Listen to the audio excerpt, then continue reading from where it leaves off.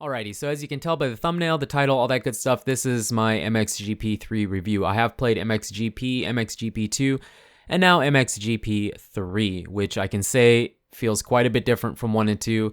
Not necessarily a bad thing, just it does. And so these are my personal opinions. They're not, you can take what you see and what you hear from me and then decide whether you think you should buy it or not. And I tried to speed it up the best I could because otherwise it was just going to be way too long. It's already kind of long anyways. We're going to start with customization of a rider, then a bike, and then jump into the rest of it after that.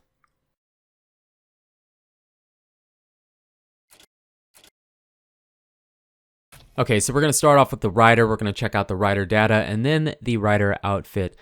Now, with the rider data, that's very similar to how MXGP2 was. There's nothing too different here. The one thing I'm going to say that I wish they would do finally is not make the numbers and the lettering so generic. Someone already said it's like you went to True Value and found the most generic lettering you could find and then slapped it on the back of your jersey and your bike. I don't know why it has to be like that, but it is. So that's unfortunate. Other than that, there's not much to say. I kind of go through and show you the different fonts. There's not a lot to choose from, and it all pretty much looks the same, and it's all really, really tiny. But if you play multiplayer, it doesn't show your name anyways. It just shows your number.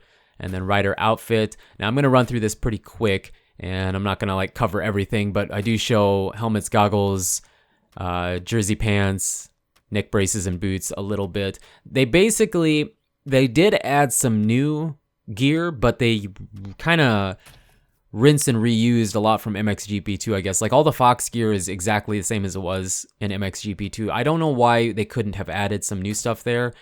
They did add some new gear, but I was expecting a complete overhaul, and we didn't get that. I'm not super upset about that because the most important thing to me is,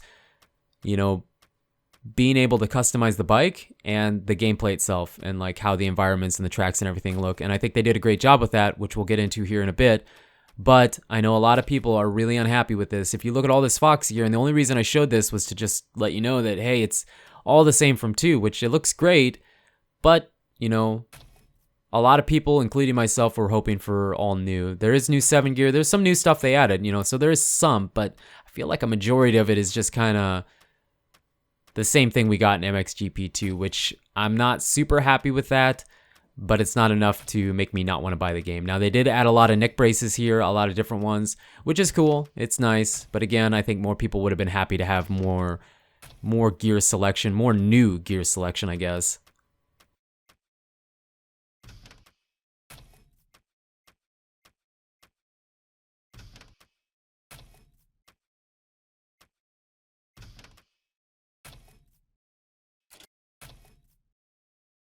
Okay, so jumping over into the bike customization, we're going to check out, they have the 450cc 4-strokes and the 250cc 2-strokes, and then I'll kind of show you what they have for options here. I'm not going to look at each one because, again, the video would have been an hour long then, but I'll show you the manufacturers that they have.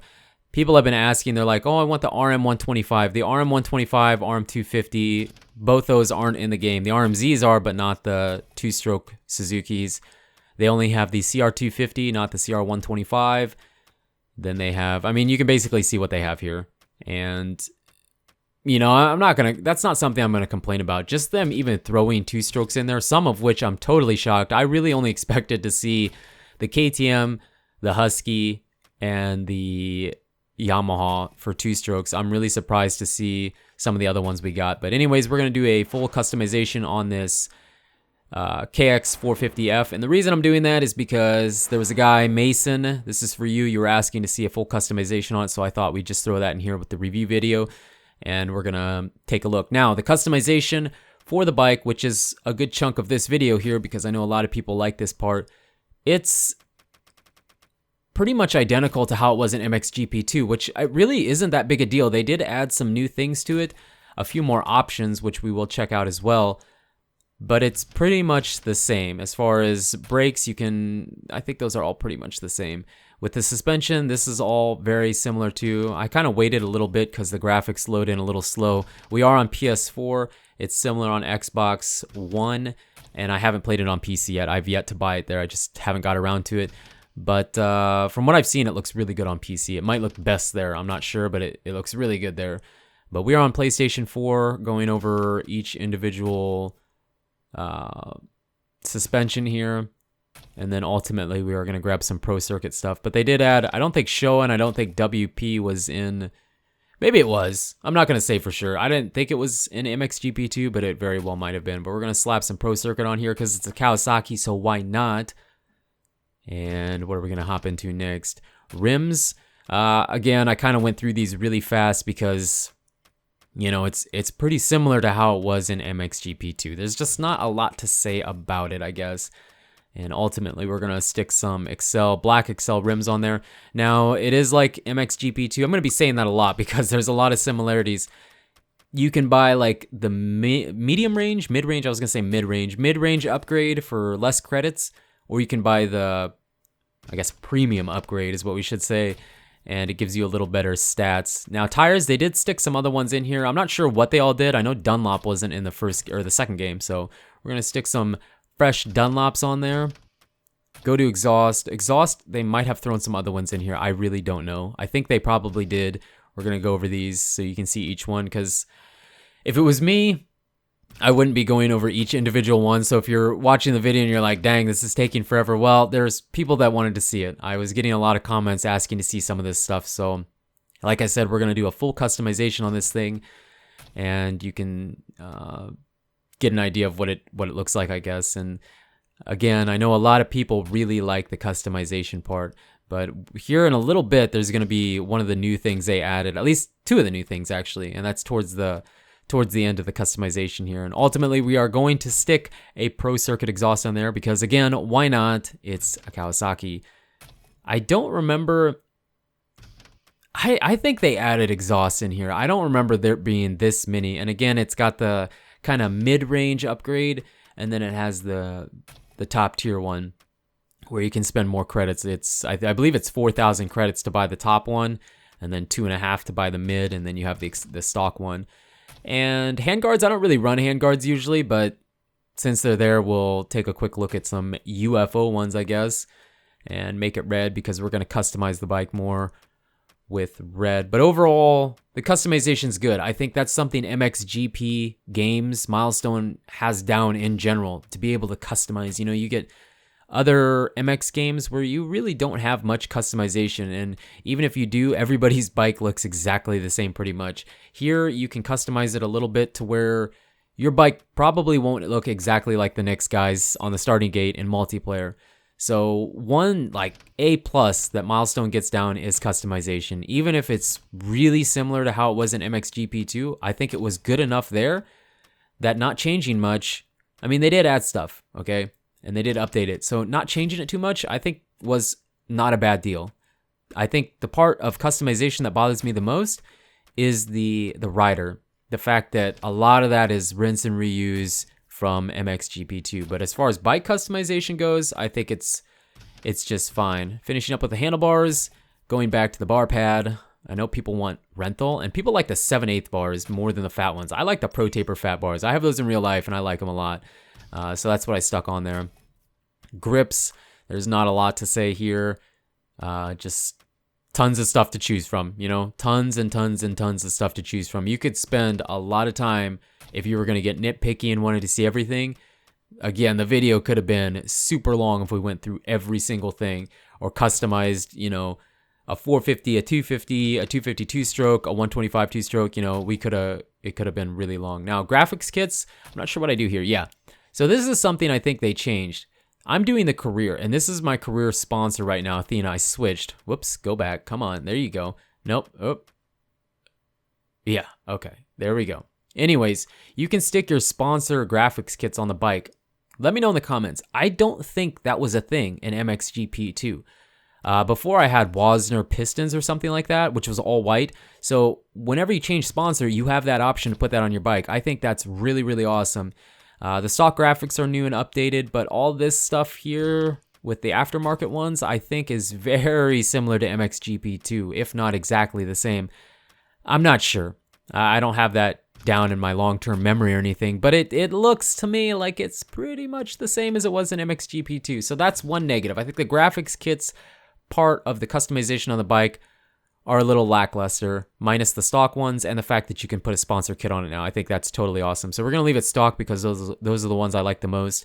And then we're going to check out some of the more to personalize your bike a little more. Now I'm kind of showing you, there's a lot of different color options you can use, but I stick with the dark red for everything because I think on the Kawasaki's with that dark red, I think it looks sick. I like it a lot. So we're going to get into that. All of it's going to be dark red, and there's quite a few things you can add. Again, I don't think this was an MXGP2. I mean, I think I have like 100 hours in MXGP2 on PC and then maybe another 10 or 15 on PS4. So, I mean, a decent amount of hours, but I know there's a lot of guys out there with hundreds of hours. So forgive me if I'm not getting this perfect, but I don't think you could do this much customization in MXGP2. I think you could do like the triple clamps and maybe something else. I know you could change the colors of a few things on your bike, but I don't think you could do all of this. Am I right? Yes or no? Let me know. If I'm wrong, I'm sorry, but I think you could just do a little bit like the triple clamps and maybe like the hubs or something. You couldn't do everything like we're doing right now. And again, this is a full customization of a bike, which is why it's taking a little bit longer. But overall, yeah, I'm going to give them an A+. I'm going to give them an A+ on bike customization, minus a few annoyances, I guess, like with the graphics kits and not being a lot different. Adding the sponsor graphics kit and then having the updated stock graphics is pretty cool. So good with that. The numbers still kind of suck a little bit on the side. The front's not as bad, but you know, that's not enough to deter me from wanting to buy the game.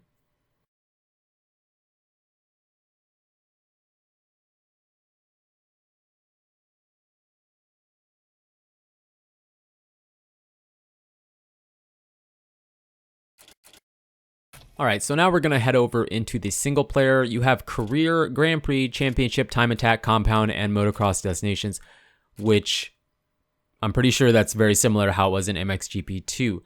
I think we're going to check out the Compound first, which is similar to like the test track in MXGP2, but better. That's like probably one of my favorite things in the game. So we're going to select our rider, select our bike, and I believe we're going to grab the bike we just customized, which was the Kawasaki. So grab configuration 2, because that's the one we just did. And then you can choose your race options here, whether you want clear or cloudy or whatever. Clear, cloudy, intermittent rain, wet track, random, blah, blah, blah, blah, blah. You can always pretty much do that the same. And then I'm going to cut out the load screen here because load screens, I think on average, were like 75 to 80 seconds, which doesn't sound that long, but when you're sitting there, it's like, it takes a while. So we're going to cut that out and then grab data bike setup. And then you can have a long, medium, or short gear ratio, as well as you can choose your suspension, which this is pretty much the same every time you go ride somewhere. You can always grab a save data, like a preset, and then you can adjust from there. Whether it's time attack, compound, race, multiplayer, you can always, that's almost always pretty much the same. So we're at the compound, getting ready here. This is the one track and the other one's just to the right of it. And the compound, again, I just said this, it's like one of my favorite things in the game because what I really like, which we will show a little bit of, is putting it into first person and then just running more realistic laps. Not necessarily the fastest, but just, it feels good. It feels fun. And this compound, these two tracks they have really good flow. It's just so much better than it was in MXGP2. And I know there's people that say that MXGP2 is better and this and that. Well, again, that's their opinion, and this is my opinion. You do have the rewind here. I wanted to show you that. I messed up that corner, not on purpose, but I wanted to show you the rewind. And the rewind is unlimited. You don't have like a set amount. You either turn it on or you turn it off. And I had it on here because I wanted to show you. And you can rewind quite a ways to fix a mistake you make somewhere. But what I was saying, yeah, some people just, they don't like it, and that's fine. I realize that MXGP2 does have some things that I think were better than 3, and I will talk about that here more towards the end of the video, but this compound is, to me at least, this is, again, personal opinions, okay? Personal opinion with me, night and day better than the test track in MXGP2. Adding the test track there in MXGP2 was cool. Making this compound is that much cooler, and having two of them like this. I know that test track and MXGP2 had 2 tracks as well, like the outdoor one and then the Supercross one more, but this is awesome. And this, in the first person, is what I think this game excels at. They basically took what mod they had for MXGP2 out there and they incorporated it into this game. So the mod that guys could get for PC for MXGP2, it's like Milestone noticed that and then put it in this game pretty much. I mean, it could always be a little bit farther back, but for the most part, you can always see a good chunk of your bike. You know, it's not like it disappears or anything. And if you're leaning back more, you can see a lot more of it. So I think the game excels in first person. I think it looks fantastic. I mean, just fantastic. It's probably my favorite first person camera angle in any MX game out there. I know a lot of guys like MX Sim in first person, which I think looks great, but me personally, I don't play that game really. So out of the games that I play, I think this is the best looking first person camera we have.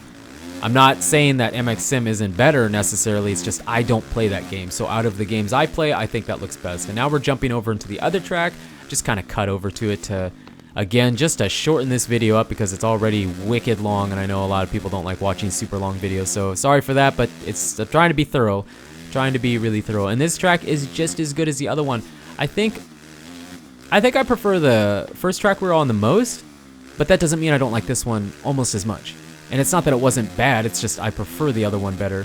It has such a good flow, and it's such a great place to come and just, you know, it's like the test track. I mean, it's the compound, but it's like the test track in MXGP2. You can come here and run some laps, and I don't know, it just feels good. Like when I first got the game, I don't do it as much now, but when I first got the game, I would just customize bikes, throw it in first person, and then come and burn laps off here, like lap after lap after lap after lap, and it just never got old, and it's still not old. I don't know, I've been a little more busy, so I haven't been playing as much, but it still isn't old. Just trying to hit really good lines here, and I don't know, everything about it. It is open to some degree. I mean, you can ride in between the tracks, and there's like a camping area over here. You can kind of see where they set up like motorhomes and stuff. I think you can see it here when we just give it a second. But you can kind of ride over there. Yeah, you can kind of see it to the left already, or to the right, I guess, maybe. Yeah, to the right, I guess. You can ride over there in between all that stuff, and it is somewhat open. The scenery looks great. Everything it's good. It's really well done, and I think it's far better than the MXGP2 had it. So thumbs up. I give them definitely an A on the compound.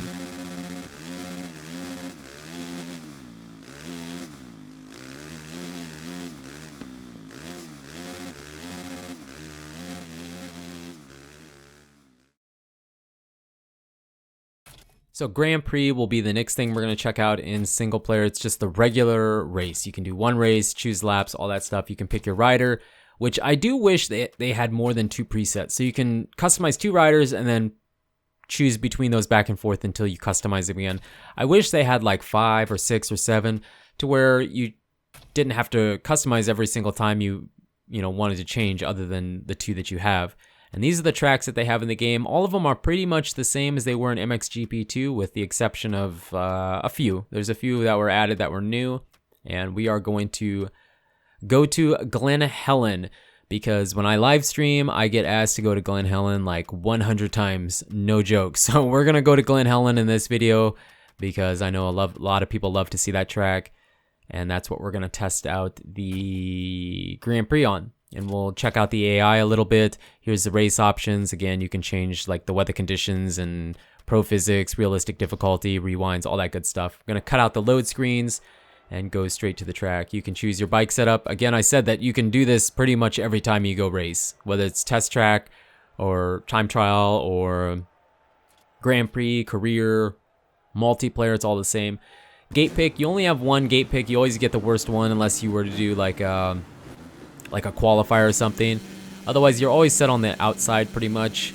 And the gate, it's really hard to get a hole shot. The gate always seems to drop at about the same time. I don't know exactly what that is, 4 or 5 seconds again. But it's very difficult to get a hole shot. I've gotten 2. You get a trophy or an achievement if you do get a hole shot. It might have been like that in the second one too, but it's not easy. It's really not that easy. And it can be partly because of me, but I figure I'm a very like average-ish player, okay? I'm not good, but I don't know. It's hard. It's harder, I think, to get a hole shot. I'm only going to show 1 lap on this track because to save some time, but the AI is actually pretty decent. I mean, once you get the feel of the game and get practice and get your skill level built up and mods on the bike and all that good stuff, the AI is not that bad. You can end up winning pretty similar to MXGP2, but I do think that they are a bit tougher than they were in the second one, at least a little bit. So I know a lot of people are saying how easy they are already, and they're right. They are easy, especially after you played and upgraded and got skills, but they're still, I think, tougher than they were in the second game. So that's good, that's nice, but it'd still be nicer to see even tougher AI. The whipping is very similar to how it was in the second game as well. It's just kind of a push button, push the sticks towards each other, away from each other, but you do control it a bit more, and it's not so clunky when you land. Sometimes you landed like that before, and you just couldn't turn the bike for a while. And the AI also doesn't crash you out as much, which is really nice to see. I'm very glad to see that the AI doesn't crash you as hard. You can actually crash them fairly easy, but for them to crash you, it's not so much the case. Now, at the time of making this video at least, I don't know when people are watching it, but the multiplayer, people can crash you out pretty easy. A lot of times I'd go into multiplayer and people had the collisions turned off because it was super easy to crash people. But nonetheless, yeah, I think the career is really good, and I think the AI is difficult enough that a lot of people will enjoy it, at least at the beginning.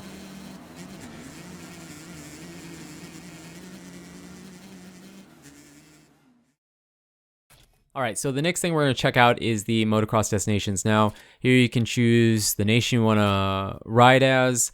There's quite a few to choose from, and they do have riders that you can't get in, like if you were going to play career or something like that, like Cooper Webb, Jason Anderson, and Alex Martin. You can't use them unless you're doing the Motocross Destinations. And there's 5 tracks to choose from, one of which is this Italy track, and it's one of only 2 places you can actually ride this track in the game. You can do it in Motocross Destinations, and you can also do it in time trial, but otherwise it's pretty much the same. I'm not going to go into it or anything too much. It's just like it was in MXGP2 pretty much, so not too much has changed there, but it's still nice that they keep bringing that in.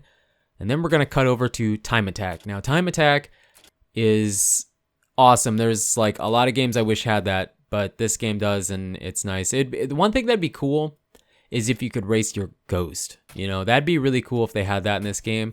I don't think they do, but it'd be cool if you could race your own Ghost here, and everything else is the same. You select your bike, your rider, the track you want to go to, and then the race options. And we're going to go to the Italy track because, again, you can only ride this track in time trial or Motocross Destinations. So that's where we're going to go, and we're going to run part of a lap with clear, part of a lap with cloudy, part with rain, and then part with just wet. Now, I'm missing the rain that's kind of on and off, but that's because it's pretty much the same. If you see rain, then you've seen the intermittent rain.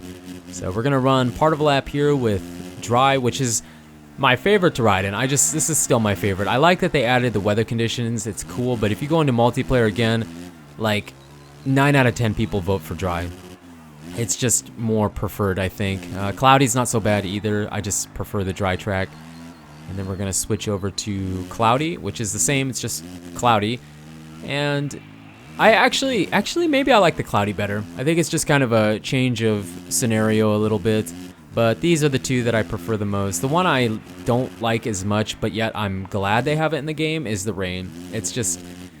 It's hard to ride around in the rain a little bit, and you feel it. It slows your lap times down. You can feel it, you know, yourself spinning a lot more in the rain and in the mud, which is cool. So I'm glad they added it in. I think it's a neat addition to the game. The one thing I guess is negative about it for me is, at least in the career, as far as I am, almost every race has been either solid rain, intermittent rain, or mud. Like, can we get a dry track once in a while? You know what I mean? Like, I wish we could not have rain all the time. I know it's something new and they're trying to like showcase it more, but it doesn't mean that I want to ride in rain all the time. And then this last little bit is just the mud. So weather conditions, as cool as they are, I still prefer the dry track to the wet track, but it's nice to see it in the game. So thumbs up for adding it. It's just not, the rain and the mud isn't my cup of tea in the game, I guess.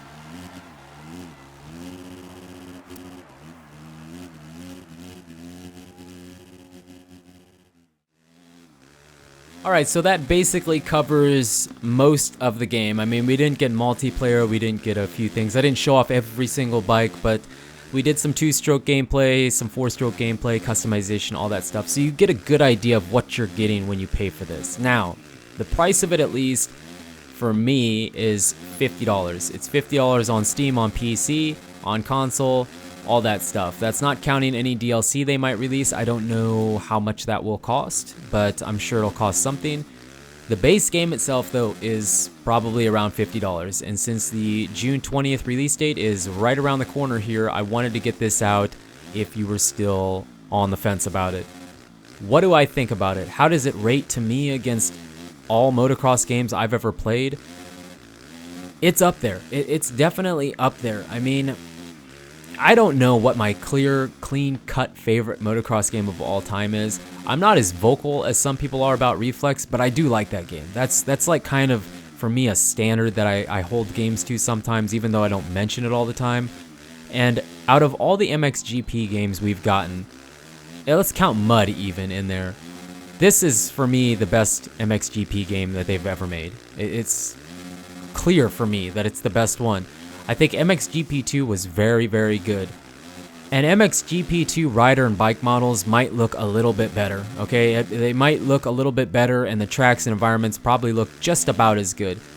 But I think with the track deformation and the controls of the bike and rider now are so much better, so much smoother. Even if it's a little weird when he lands, you know, it doesn't really feel like the bike lands sometimes, like the suspension doesn't feel like it moves. There's things like that might not be perfect, but I think they'll clean this up. Milestone seems to be more than willing to listen to people's opinions and suggestions incorporated in the game to make it better. They really feels like they're there for the player, and that's something that you have to commend a little bit and recognize when you see that. So I think this is a solid game. I mean, it can't be a 10 out of 10. For a 10 out of 10, it'd have to be an absolutely perfect game, and I've still yet to play a perfect motocross game. I'm sure some people would say MX Simulator's perfect. I'm sure some people would say Reflex is perfect. I've never played Sim. Oh, I have played Sim. I just suck at it. I think it's a great game, but I mean, I'm terrible at it, so I can't compare Sim at all. I feel like I have the right to say that because I don't play the game. So I still have yet to play a perfect motocross game, okay? Even as good as Reflex or anything could possibly be, I still have yet to play a perfect motocross game. So for me, this game on a scale of 1 to 10, which I don't usually like doing this, I would give MXGP3 a solid 8.5 out of 10. That might seem a little low to some people, that might seem a little high, but I think it's that good, and I think I've played enough that I feel pretty confident in saying 8 out of 10. There's a few things that I think could get better. I never really said this, I guess. I feel like the bike sounds are quite good. They're a lot better than they were in 2. They're still not perfect, no, but they're a heck of a lot better. And they're trying to make them better for us, for the players. So with the effort and the work that they're putting into this game, even if the whips are still a little push-button-y and the physics are a little off still maybe, and the sounds aren't perfect, I think it's a lot better, and I think eventually one of these times they're going to release a game where it's like, dang, you know, they made a perfect motocross game. I feel like that's not too far in the future for us to say that, hey, Milestone has given us a perfect motocross game. I think it's a possibility, could be wrong, but in my mind this is a good 8.5, maybe a little higher, but I'll say 8.5 just to keep it more reasonable, I guess. So Milestone, great job on MXGP3. I think you should go out there and buy it. Whether you're a diehard motocross game fan or just a casual, I think it's worth picking up. And I think once you play it, even if you don't think it's that great now, I think it could convince you and change your mind that, hey, this is actually a really fun game to play.